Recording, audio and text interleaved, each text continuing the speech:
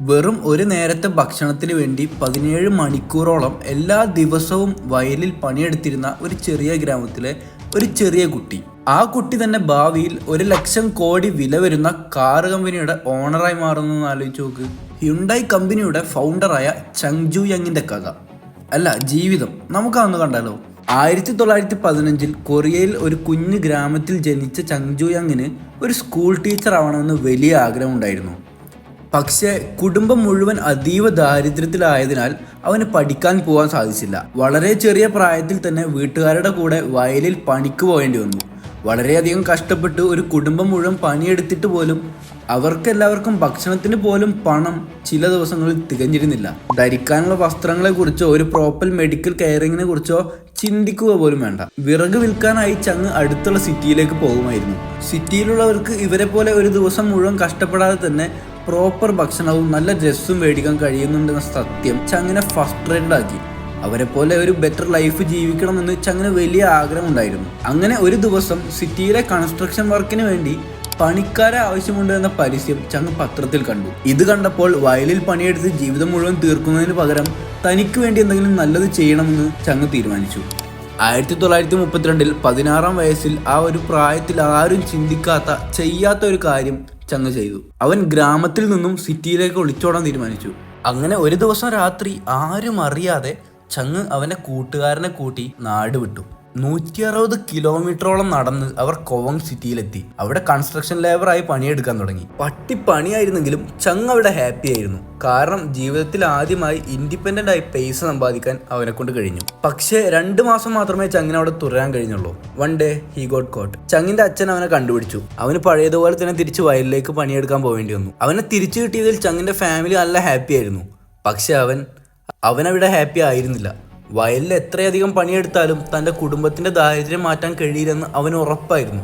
പക്ഷേ he was stuck there. Construction സൈറ്റിൽ അന്ന് പണിയെടുത്ത 2 മാസം സിവിൽ എഞ്ചിനീയറിംഗിനെ കുറിച്ച് കൂടുതൽ പഠിക്കാൻ അവനൊരു ആഗ്രഹം വന്നു. ഇതെല്ലാം കാരണം കൊണ്ട് അവൻ പിന്നെയും 2 തവണ നാട് വിടാൻ ശ്രമിച്ചു. പക്ഷേ 2 തവണയും അച്ഛൻ അവനെ കണ്ടുപിടിച്ച് തിരികെ കൊണ്ടുവന്നു. അങ്ങനെ 18-ാം വയസ്സിൽ ചങ് പിന്നെയും 4ാമതായിട്ട് നാട് വിട്ടു. പക്ഷേ ഇപ്രാവശ്യം അവനെ തടയാൻ ആരും ഉണ്ടായിരുന്നില്ല.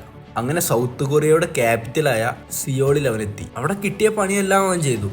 ആദ്യം ഒരു കൺസ്ട്രക്ഷൻ ലേബറായി, പിന്നെ ഒരു ഫാക്ടറി വർക്കറായി, അവസാനം ഒരു റൈസ് ഷോപ്പിലെ ഡെലിവറി ബോയ് ആയി വരെ അവൻ പണിയെടുത്തു. ആ കടയുടെ ഓണറിനും കസ്റ്റമേഴ്സിനും ചങ്ങിന്റെ ആത്മാർത്ഥത നല്ല രീതിയിൽ ഇഷ്ടപ്പെട്ടു. 6 മാസം കൊണ്ട് തന്നെ ആ ഷോപ്പിന്റെ മാനേജറായി ചങ്. അതിനുശേഷം റൈസ് ഷോപ്പിന്റെ വളർച്ചയ്ക്ക് വേണ്ടി അവൻ നന്നായി ഹാർഡ് വർക്ക് ചെയ്തു. അങ്ങനെ 1937 റൈസ് ഷോപ്പിന്റെ ഓണറിന് ഒരു അസുഖം ബാധിക്കുകയാണ്. അദ്ദേഹത്തിന്റെ നില അതീവ ഗുരുതരമാവുകയും ചെയ്തു. ആ അവസ്ഥയിൽ ഷോപ്പ് ഓണർ ചങ്ങിന് തന്റെ കട നൽകി. അങ്ങനെ 22-ാം വയസ്സിൽ ചങ് ഒരു എംപ്ലോയിയിൽ നിന്നും ഒരു ബിസിനസ് ഓണറായി മാറി. ചങ് കഷ്ടപ്പെട്ട് വിശ്വാസവും റെപ്യൂട്ടേഷനും മാർക്കറ്റിൽ ബിൽഡ് ചെയ്തു. അങ്ങനെ ബിസിനസ് നല്ല രീതിയിൽ വളർന്നുകൊണ്ടിരിക്കുമ്പോഴാണ് ഒരു ട്രാജഡി സംഭവിച്ചത്. Everything was going well. പക്ഷേ അത് 2-ാം ലോക മഹായുദ്ധത്തിന്റെ സമയമായിരുന്നു. ആൻഡ് ഇന്ത്യയെ ബ്രിട്ടീഷ് ഭരിച്ച പോലെ അന്ന് കൊറിയയെ ഭരിച്ചിരുന്നത് ജപ്പാനായിരുന്നു. ജപ്പാന് യുദ്ധത്തിൽ അവരുടെ ആർമിക്ക് വേണ്ടി സഫീഷ്യന്റ് റൈസ് സപ്ലൈ ചെയ്യണമായിരുന്നു. അതുകൊണ്ട് തന്നെ അവർ കൊറിയയിലെ എല്ലാ റൈസ് ഷോപ്സും കയ്യേറി. ആൻഡ് യെസ്, ചങ്ങിന്റെ റൈസ് ഷോപ്പും അതിൽ ഉൾപ്പെട്ടിരുന്നു. തന്റെ ബിസിനസ് എല്ലാം ഒരൊറ്റ രാത്രിയിൽ നഷ്ടപ്പെട്ട ചങ് അതീവ സങ്കടത്തിലായി. He didn't give up. അവൻ ജപ്പാൻ ഗവൺമെന്റിന് കയ്യേറാൻ കഴിയാത്ത ബിസിനസ് ഏതെല്ലാമാണെന്ന് അന്വേഷിക്കാൻ തുടങ്ങി. അതിൽപ്പെട്ട കാർ റിപ്പയറിംഗ് ബിസിനസ്സിൽ അവനൊരു താല്പര്യം വരികയും അതിൽ ഫോക്കസ് ചെയ്യാൻ തുടങ്ങി. 1940 3000 ലോൺ എടുത്തുകൊണ്ട് തന്റെ സ്വന്തം എഡോ സർവീസ് ഗാരേജ് ചങ് തുടങ്ങി. നമ്മളിപ്പോൾ വിചാരിക്കും ഈ കാർ ബിസിനസ് പിന്നീട് വളർന്നു വലുതായാണ് ഹ്യുണ്ടായി ഉണ്ടായതെന്ന്. പക്ഷേ അങ്ങനെയല്ല. എഡോ സർവീസ് ഗാരേജ് തുടങ്ങി 2 മാസം ആവുന്നതിന്റെ മുന്നേ തന്നെ ഗാരേജ് മുഴുവനായും കത്തി നശിച്ചു. ഒരു നോർമൽ മനുഷ്യന് കിട്ടാവുന്നതിൽ വെച്ച് അത്രയും ബാഡ് സിറ്റുവേഷൻ.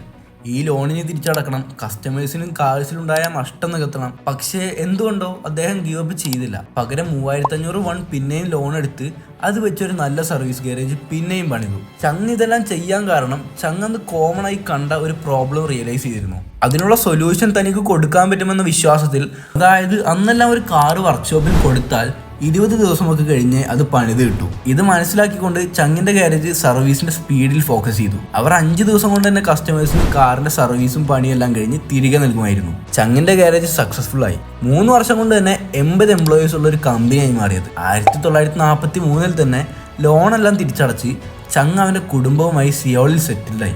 ബിസിനസ് നല്ല രീതിയിൽ വളർന്നുകൊണ്ടിരിക്കുമ്പോഴാണ് അടുത്ത ട്രാജഡി സംഭവിക്കുന്നത്. ജപ്പാൻ യുദ്ധത്തിന് വേണ്ടി ആയുധങ്ങൾ ഉണ്ടാക്കാൻ ചങ്ങിന്റെ ഗാരേജിന്റെ ഓണർഷിപ്പ് കയ്യേറി. രണ്ടാമതും ചങ്ങിനെല്ലാം നഷ്ടപ്പെട്ടു. പിന്നെയും സീറോയിലേക്ക്. കുടുംബമായി തിരിച്ച് ഗ്രാമത്തിലേക്ക് തന്നെ ചങ്ങിന് മടങ്ങേണ്ടി വന്നു. പക്ഷേ കയ്യിൽ 50,000 വൺ സേവിങ്സ് ഉള്ളതുകൊണ്ട് അടുത്തൊരു ബിസിനസ് തുടങ്ങാൻ ചങ് കോൺഫിഡൻ്റ് ആയിരുന്നു. യുദ്ധം കഴിഞ്ഞു, കൊറിയ ഇൻഡിപെൻഡൻ്റ് ആയി. അങ്ങനെ 1946 തിരിച്ച് വീണ്ടും സിയോളിലെത്തി ചങ് കാർ റിപ്പയറിംഗ് ബിസിനസ് ഒന്നുകൂടെ തുടങ്ങി. എല്ലാം പഴയതുപോലെ തന്നെ, പേര് മാത്രം പുതിയത്. Hyundai auto service. ഹ്യുണ്ടായി എന്ന് വെച്ചാൽ മോഡേൺ. ബിസിനസ് നന്നായി പോകുമ്പോഴാണ് അമേരിക്ക മിലിറ്ററി ഫോഴ്സസിന് വേണ്ടി ബിൽഡിങ്സ് ഉണ്ടാക്കുന്നത് ചങ് ശ്രദ്ധിച്ചത്. അവിടെ ഒരു വലിയ ഓപ്പർച്യൂണിറ്റി കണ്ട ചങ് മുൻപരിചയമില്ലെങ്കിലും കൺസ്ട്രക്ഷനോട് പണ്ട് ലേബറായി വർക്ക് ചെയ്തുകൊണ്ടുള്ള ഒരു താല്പര്യം കാരണം 31-ാം വയസ്സിൽ 1947 ഹ്യുണ്ടായി സിവിൽ വർക്ക്സ് കമ്പനി തുടങ്ങി. കൺസ്ട്രക്ഷൻ ബിസിനസ്സിലേക്കുള്ള കാലെടുത്ത് വെച്ചു. ചെറിയ പ്രൊജക്ട്സിൽ നിന്നും വലിയ വലിയ കൺസ്ട്രക്ഷൻ പ്രൊജക്ട്സിലേക്ക് 1950 ആയപ്പോഴേക്കും ബിസിനസ് വളർന്നു. എല്ലാം നൈസായിട്ട് പോകുമ്പോഴാണ് അടുത്ത ടിസ്റ്റ് സംഭവിച്ചത്. നോർത്ത് കൊറിയയും സൗത്ത് കൊറിയയും തമ്മിലുള്ള യുദ്ധം തീവ്രമായി. സിയോളിൽ ആർമി ചങ്ങിന്റെ വിരൽത്തുമ്പത്തെത്തിയപ്പോൾ ചങ്ങിന് അവിടെ നിന്നും രക്ഷപ്പെടുകയല്ലാതെ മറ്റൊരു മാർഗവും ഉണ്ടായിരുന്നില്ല. ഉസാമിലേക്ക് എല്ലാ സേവിങ്സും എടുത്തുകൊണ്ട് അദ്ദേഹം ഓടി. അവിടെ എന്തെങ്കിലും തുടങ്ങണമെന്ന് വിചാരിച്ചു നിൽക്കുന്ന സമയത്താണ് സൗത്ത് കൊറിയയുടെ കൂടി അമേരിക്ക നോർത്ത് കൊറിയൻ ആർമിക്കെതിരെ ഫൈറ്റ് ചെയ്യുന്നുണ്ടെന്ന് മനസ്സിലാക്കിയത്. അമേരിക്കൻ ആർമിക്ക് ടെൻസ്, വാർ ഹൗസസ്, ആർമി ഹെഡ് ക്വാർട്ടേഴ്സ് ഇതെല്ലാം ആവശ്യമായിരുന്നു. ആൻഡ് അമേരിക്കക്ക് പണം ഒരു പ്രശ്നമല്ലായിരുന്നു. വിശ്വസിക്കാൻ പറ്റിയ, ഡിലേ ഇല്ലാതെ ഇതെല്ലാം ഡെലിവറി ചെയ്യുന്ന ഒരാളെ ആയിരുന്നു അവർക്ക് ആവശ്യം.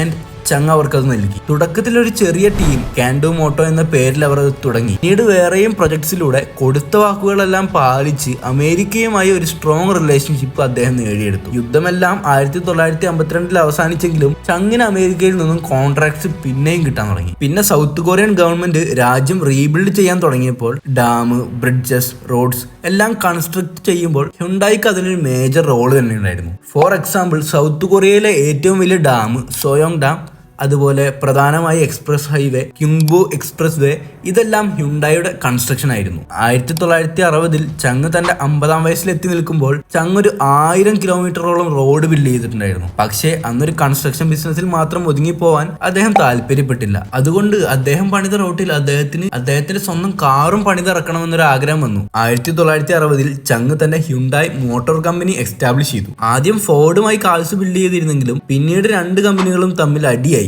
ഫോർഡുമായുള്ള പാർട്ട്ണർഷിപ്പ് ക്ലോസ് ചെയ്ത് ഹ്യുണ്ടായി മറ്റു കമ്പനികളെ തിരഞ്ഞു. വോക്സ് വാഗനും ജനറൽ മോട്ടോഴ്സിനും ഒക്കെ പാർട്ട്ണറാകാൻ ഹ്യുണ്ടായി ശ്രമിച്ചെങ്കിലും അവർ അത് നിരസിച്ചു. അങ്ങനെ ഇരിക്കുന്ന സമയത്താണ് ജപ്പാനിലെ മിറ്റ്സുബിഷി മോട്ടോഴ്സുമായി അവർ പാർട്ട്നേഴ്സ് ആകുന്നത്. മിറ്റ്സുബിഷി അവരുടെ കാർ മേക്കിംഗ് ടെക്നോളജി ഹ്യുണ്ടായിക്ക് നൽകാൻ റെഡിയായിരുന്നു. ഈ ഡീല് പ്രകാരം ഹ്യുണ്ടായിക്ക് അവരുടെ കാർസ് വിൽക്കാനും കഴിയുമായിരുന്നു. ഈ സമയം സൗത്ത് കൊറിയൻ ഗവൺമെന്റ് സാധാരണക്കാർക്ക് വേണ്ടി ഒരു അഫോർഡബിൾ കാർ ഉണ്ടാക്കാൻ കാർ കമ്പനീസിനെല്ലാം ഓർഡർ നൽകി. 1976 ചങ്ങിന്റെ ഹ്യുണ്ടായി സൗത്ത് കൊറിയയിലെ തന്നെ ഫസ്റ്റ് മാസ് പ്രൊഡ്യൂസ്ഡ് കാർ ഇറക്കി, ഹ്യുണ്ടായി പോണി. നല്ല അഫോർഡബിൾ ആയിട്ടുള്ള കാർ ആയതുകൊണ്ട് തന്നെ നല്ല രീതിയിൽ സക്സസ്ഫുൾ ആയി ഹ്യുണ്ടായി പോണി. ഇവൻ സൗത്ത് കൊറിയൻ കാർ മാർക്കറ്റിലെ 60% ഷെയറും ഹ്യുണ്ടായിക്കായിരുന്നു. സൗത്ത് കൊറിയയിലെ ബിഗ്ഗസ്റ്റ് കാർ കമ്പനി ഹ്യുണ്ടായി ആയി മാറി. പക്ഷേ അവിടെ ഒരു പ്രശ്നമുണ്ട്.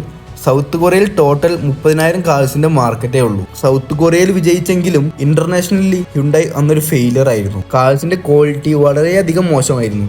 ചൂട് കാരണം കാഴ്സിൻ്റെ പെയിൻറ് പോലും ഫെയ്ഡായി പോകുന്നു, മെക്കാനിക്കൽ ഇഷ്യൂസ്, അങ്ങനെയൊക്കെ ആയിട്ട് പിന്നെ ഒരു 7 വർഷത്തോളം കാലം ഹ്യുണ്ടായി കാർ കമ്പനി നഷ്ടത്തിലായിരുന്നു. ചങ്ങിനോട് കാർ കമ്പനി പൂട്ടിപ്പോവാൻ പലരും പറഞ്ഞു. പക്ഷേ ചങ് അവരെയൊക്കെ നെട്ടിച്ചുകൊണ്ട് ഒരു കാര്യം ചെയ്തു. അദ്ദേഹം ഒരു പുതിയ കാർ മാനുഫാക്ചറിംഗ് കമ്പനി തുടങ്ങി. അതും 3 ലക്ഷം കാർസ് ആനുവലി ഉണ്ടാക്കുന്ന ഒന്ന്. എല്ലാവർക്കും ഒരൊറ്റ ചോദ്യമേ ഉണ്ടായിരുന്നുള്ളൂ, വെറും 30,000 കാഴ്സിന്റെ മാർക്കറ്റുള്ള സൗത്ത് കൊറിയയിൽ 3 ലക്ഷം കാഴ്സ് വെച്ച് എന്ത് ചെയ്യാനാണ്? അതിനുള്ള ഉത്തരം ചങ്ങിന്റെ ഉണ്ടായിരുന്നു. സൗത്ത് കൊറിയയുടെ ഇക്കോണമി റാപ്പിഡ്ലി വലുതാകുന്നുണ്ടായിരുന്നു. പലരും സമ്പന്നരാകുന്ന സമയമായിരുന്നു അത്. അതിനർത്ഥം വരും വർഷങ്ങളിൽ കാഴ്സിന്റെ ഡിമാൻഡ് റാപ്പിഡ്ലി കൂടുമെന്നാണ്. അതുമാത്രമല്ല, ഹ്യുണ്ടായിയുടെ പുതിയ കാഴ്സ് എല്ലാം ഫോറിൻ കൺട്രീസിലേക്ക് എക്സ്പോർട്ടിംഗ് ക്വാളിറ്റി ഉള്ളതായിരുന്നു. അതിനുശേഷം അവരുടെ അടുത്ത കാറായി 1982 കുറെ ഇംപ്രൂവ്മെന്റ്സ് നടത്തി ഹ്യുണ്ടായി പോണി 2 ലോഞ്ച് ചെയ്തു. പക്ഷെ അത് സൗത്ത് കൊറിയയിൽ മാത്രമല്ലായിരുന്നു. ആഫ്രിക്ക, ലാറ്റിൻ അമേരിക്ക, കാനഡ എന്നീ രാജ്യങ്ങളിലെല്ലാം സക്സസ്ഫുൾ ആയി. വരും വർഷങ്ങളിൽ ഹ്യുണ്ടായി 4 ലക്ഷം കാർസ് വിറ്റു. ഗ്ലോബൽ ലെവലിൽ ഒരു ഡീസന്റ് കാർ കമ്പനിയായി മാറി. ബട്ട് USA മാർക്കറ്റ് അപ്പോഴും അവർക്ക് ക്രാക്ക് ചെയ്യാൻ കഴിഞ്ഞിട്ടില്ലായിരുന്നു. ഒരു ഡീസന്റ് കാർ കമ്പനിയിൽ നിന്നും ഒരു മേജർ കാർ കമ്പനിയായി മാറാൻ അതുകൂടി അവർക്ക് ക്രാക്ക് ചെയ്യണമായിരുന്നു. അങ്ങനെ അമേരിക്കൻ മാർക്കറ്റ് പഠിക്കാൻ തുടങ്ങിയപ്പോൾ അവിടെ മിഡ് റേഞ്ചിനും ലാർജ് റേഞ്ചിനും നല്ല ടൈറ്റ് കോമ്പറ്റീഷൻ ഉണ്ടായിരുന്നു. പക്ഷേ ലോ റേഞ്ച് അഥവാ കോമ്പാക്ട് കാർസിന് നിയർലി സീറോ കോമ്പറ്റീഷൻ ആയിരുന്നു. അതുപോലെ തന്നെ അവിടെ ഒരു വലിയ സെക്കൻഡ് ഹാൻഡ് കാർസിന്റെ മാർക്കറ്റും ഹ്യുണ്ടായി കണ്ടു. അവരുടെ പുതിയ ഹ്യുണ്ടായി എക്സൽ ഒരു സെക്കൻഡ് ഹാൻഡ് കാറിന്റെ പ്രൈസിൽ അവർ ഓഫർ ചെയ്തു, അതും 5 വർഷത്തെ വാറന്റി ഇൻക്ലൂഡ് ചെയ്തുകൊണ്ട്. ഈ ഒരു സ്ട്രാറ്റജി കാരണം USA കാർ മാർക്കറ്റിൽ ഹ്യുണ്ടായിക്ക് തന്റെ സ്ഥാനം ഉറപ്പിക്കാനായി. സെക്കൻഡ് ഹാൻഡ്സ് ബയേഴ്സ് ഒക്കെ പെട്ടെന്ന് തന്നെ ഹ്യുണ്ടായി എക്സലിലേക്ക് മാറി. 1987 ആയപ്പോഴേക്കും ഏകദേശം 2,60,000 കാർസ് വിറ്റ് ഹ്യുണ്ടായി. ആ വർഷത്തെ USA top selling imported car Hyundai Excel ആയിരുന്നു. അതുകൊണ്ട് തന്നെ അവരുടെ ലക്ഷ്യമായ ഗ്ലോബൽ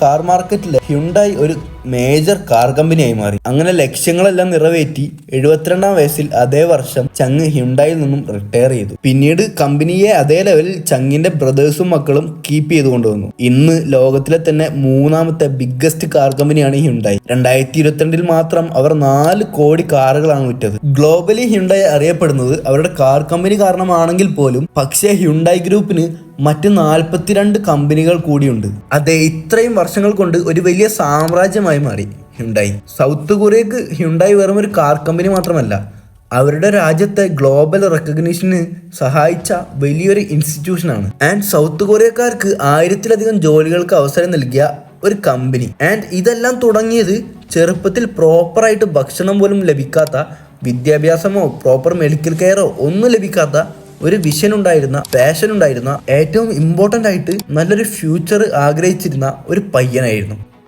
ഈ വീഡിയോ നിങ്ങൾക്ക് ഇഷ്ടപ്പെട്ടാൽ ചൈൽഡ് ലേബർ ചെയ്തിരുന്ന ഒരു കുട്ടി എങ്ങനെയാണ് റോൾസ് റോയ്സ് ബിൽഡ് ചെയ്തതെന്ന് അറിയാൻ ഈ വീഡിയോ കാണുക. ആൻഡ് വീഡിയോ ഇഷ്ടപ്പെട്ടാൽ ലൈക്ക് അടിക്കുക, കമൻറ്റ് ചെയ്യുക. Love you all, take care.